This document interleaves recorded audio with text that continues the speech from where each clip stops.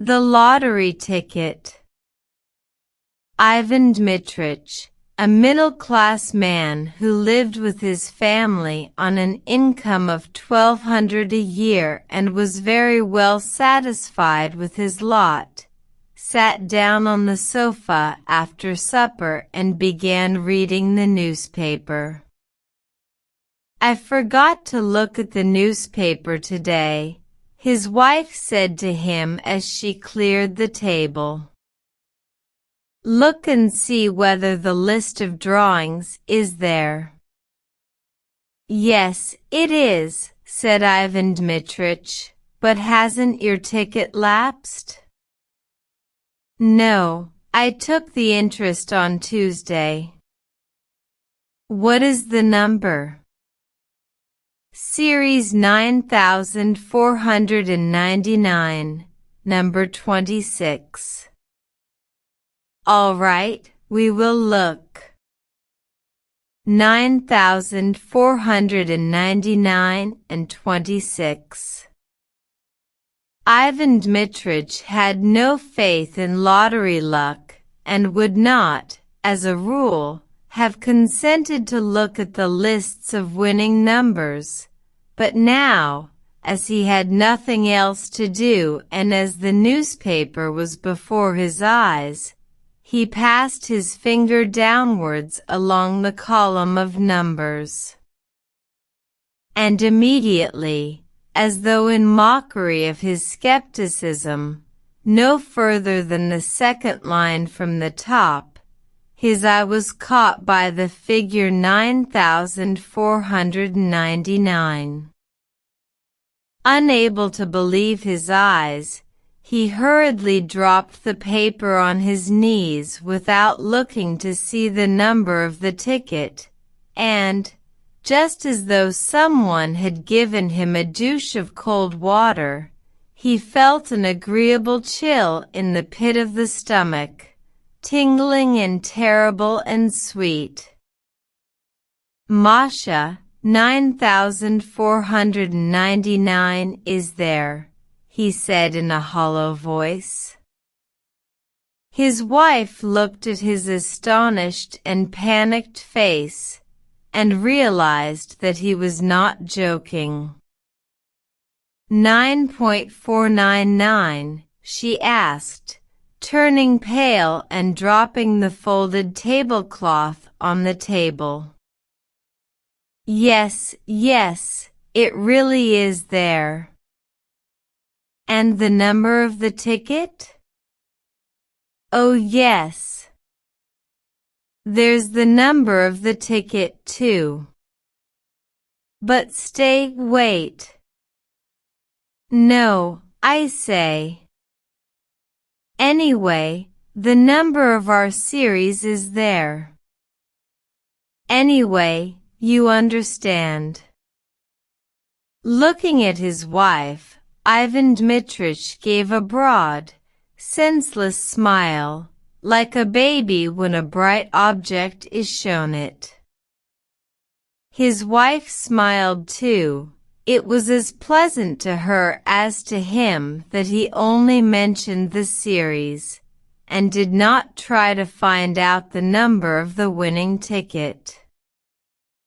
To torment and tantalize oneself with hopes of possible fortune is so sweet, so thrilling. "It is our series," said Ivan Dmitrich, after a long silence. "So there is a probability that we have one." "It's only a probability, but there it is." "Well, now look." "Wait a little.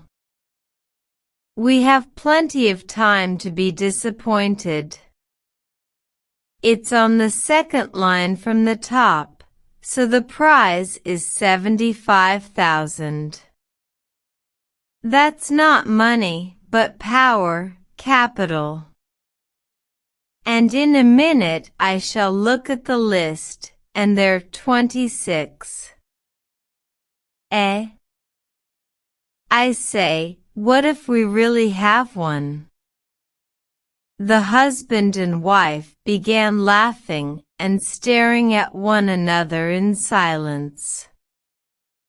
The possibility of winning bewildered them. They could not have said, could not have dreamed, what they both needed that 75,000 for, what they would buy, where they would go. They thought only of the figures 9,499 and 75,000 and pictured them in their imagination, while somehow they could not think of the happiness itself which was so possible. Ivan Dmitrich, holding the paper in his hand, walked several times from corner to corner, and only when he had recovered from the first impression began dreaming a little. "And if we have one," he said, "why, it will be a new life. It will be a transformation. The ticket is yours, but if it were mine I should, first of all, of course, spend 25,000 on real property in the shape of an estate, 10,000 on immediate expenses, new furnishing, traveling, paying debts, and so on. The other 40,000 I would put in the bank and get interest on it." "Yes, an estate, that would be nice," said his wife, sitting down and dropping her hands in her lap. "Somewhere in the Tula or Oriol provinces. In the first place we shouldn't need a summer villa, and besides, it would always bring in an income." And pictures came crowding on his imagination, each more gracious and poetical than the last. And in all these pictures he saw himself well-fed, serene, healthy, felt warm, even hot.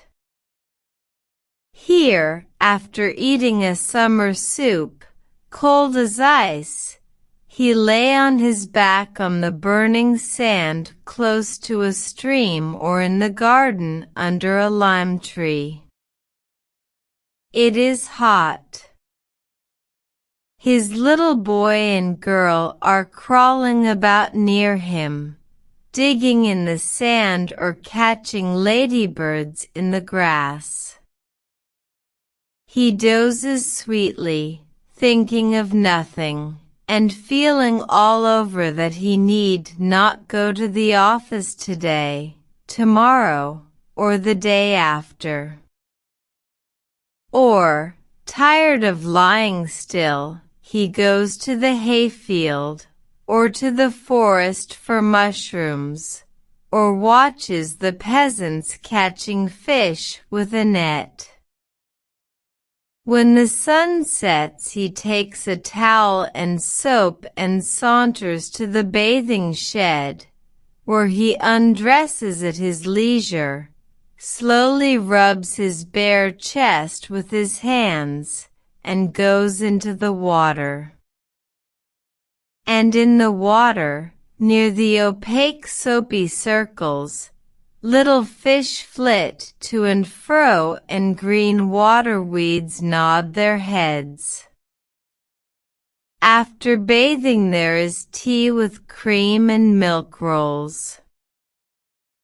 In the evening a walk or vint with the neighbors. "Yes, it would be nice to buy an estate," said his wife, also dreaming, and from her face it was evident that she was enchanted by her thoughts. Ivan Dmitrich pictured to himself autumn with its rains, its cold evenings, and its St. Martin's summer. At that season he would have to take longer walks about the garden and beside the river, so as to get thoroughly chilled, and then drink a big glass of vodka and eat a salted mushroom or a soused cucumber, and then drink another. The children would come running from the kitchen garden, bringing a carrot and a radish smelling of fresh earth. And then he would lie stretched full length on the sofa, and in leisurely fashion turn over the pages of some illustrated magazine, or, covering his face with it and unbuttoning his waistcoat, give himself up to slumber. The St. Martin's summer is followed by cloudy, gloomy weather. It rains day and night, the bare trees weep, the wind is damp and cold. The dogs, the horses, the fowls all are wet, depressed, downcast. There is nowhere to walk. One can't go out for days together. One has to pace up and down the room, looking despondently at the gray window. It is dreary. Ivan Dmitrich stopped and looked at his wife. "I should go abroad, you know, Masha," he said. And he began thinking how nice it would be in late autumn to go abroad somewhere to the south of France, to Italy, to India. "I should certainly go abroad too," his wife said. "But look at the number of the ticket." Wait. He walked about the room and went on thinking. It occurred to him, what if his wife really did go abroad? It is pleasant to travel alone, or in the society of light, careless women who live in the present, and not such as think and talk all the journey about nothing but their children, sigh, and tremble with dismay over every farthing. Ivan Dmitrich imagined his wife in the train with a multitude of parcels, baskets, and bags. She would be sighing over something, complaining that the train made her head ache, that she had spent so much money. At the stations he would continually be having to run for boiling water, bread and butter. She wouldn't have dinner because of its being too dear. She would begrudge me every farthing, he thought, with a glance at his wife. The lottery ticket is hers, not mine. Besides, what is the use of her going abroad? What does she want there? She would shut herself up in the hotel, and not let me out of her sight. I know. And for the first time in his life his mind dwelt on the fact that his wife had grown elderly and plain, and that she was saturated through and through with the smell of cooking, while he was still young, fresh, and healthy, and might well have got married again. Of course, all that is silly nonsense, he thought, but why should she go abroad? What would she make of it? And yet she would go, of course. I can fancy. In reality it is all one to her, whether it is Naples or Klin. She would only be in my way. I should be dependent upon her. I can fancy how, like a regular woman, she will lock the money up as soon as she gets it. She will look after her relations and grudge me every farthing. Ivan Dmitrich thought of her relations. All those wretched brothers and sisters and aunts and uncles would come crawling about as soon as they heard of the winning ticket, would begin whining like beggars, and fawning upon them with oily, hypocritical smiles. Wretched, detestable people! If they were given anything, they would ask for more, while if they were refused, they would swear at them, slander them, and wish them every kind of misfortune. Ivan Dmitrich remembered his own relations, and their faces, at which he had looked impartially in the past, struck him now as repulsive and hateful. They are such reptiles, he thought. And his wife's face, too, struck him as repulsive and hateful. Anger surged up in his heart against her, and he thought malignantly, "She knows nothing about money, and so she is stingy. If she won it she would give me 100 rubles, and put the rest away under lock and key." And he looked at his wife, not with a smile now, but with hatred. She glanced at him too, and also with hatred and anger.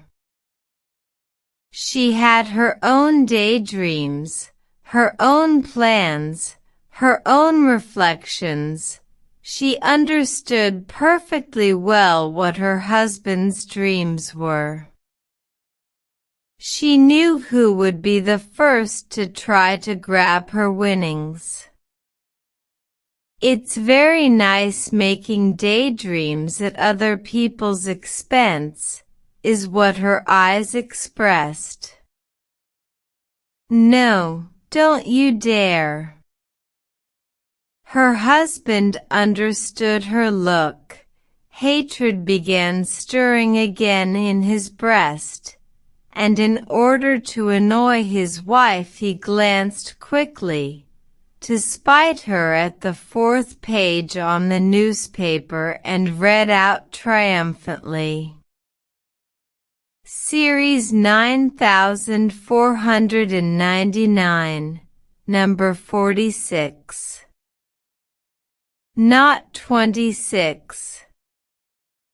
Hatred and hope both disappeared at once, and it began immediately to seem to Ivan Dmitrich and his wife that their rooms were dark and small and low-pitched, that the supper they had been eating was not doing them good, but lying heavy on their stomachs, that the evenings were long and wearisome.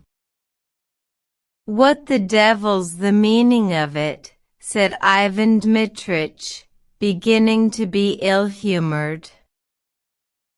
"Wherever one steps there are bits of paper under one's feet, crumbs, husks.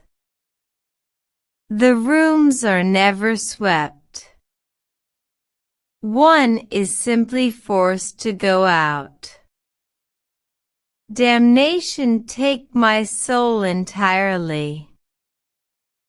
I shall go and hang myself on the first aspen tree." The end.